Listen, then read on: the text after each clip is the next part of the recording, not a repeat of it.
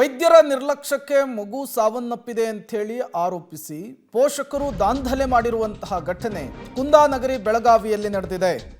ಆಸ್ಪತ್ರೆಯ ಪರಿಕರಗಳನ್ನು ಒಡೆದು ಸಂಬಂಧಿಕರು ಆಕ್ರೋಶವನ್ನು ಹೊರಹಾಕಿದ್ದಾರೆ.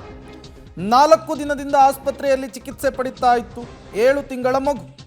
ಡಾಕ್ಟರ್ ಮಹಂತೇಶ್ ಕಡಾಡಿ ಅವರಿಗೆ ಸೇರಿದಂತಹ ಖಾಸಗಿ ಆಸ್ಪತ್ರೆ ಇದು. ನಿನ್ನೆ ಸೀರಿಯಸ್ ಆಗಿದೆ ಅಂತೇಳಿ ಆಂಬ್ಯುಲೆನ್ಸ್ ಅನ್ನು ತರಿಸಿ ಅಂತ ಹೇಳಿದ್ರಂತೆ ವೈದ್ಯರ ಸೂಚನೆಯ ಮೇರೆಗೆ ಆಂಬ್ಯುಲೆನ್ಸ್ ಅನ್ನು ತರಿಸಿರ್ತಾರೆ ಪೋಷಕರು. ಆಂಬ್ಯುಲೆನ್ಸ್ ಬರುವಷ್ಟರಲ್ಲಿಯೇ ಮಗು ಸಾವನ್ನಪ್ಪಿದೆ.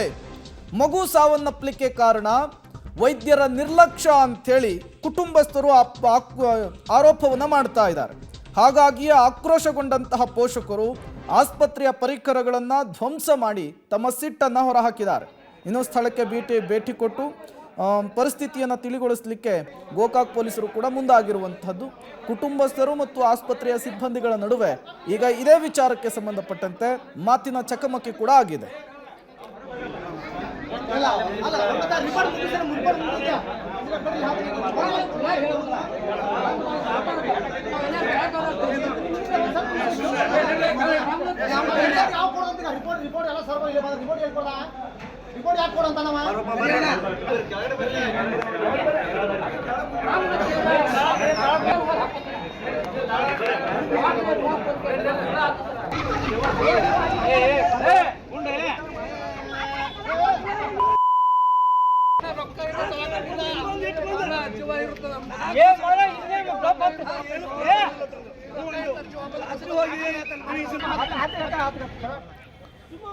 ಬೆಳಗಾವಿಯಲ್ಲಿ ಆಗಿರುವಂತಹ ಘಟನೆ, ಬೆಳಗಾವಿ ಜಿಲ್ಲೆಯ ಗೋಕಾಕ್ನಲ್ಲಿ ಘಟನೆ ನಡೆದಿದೆ.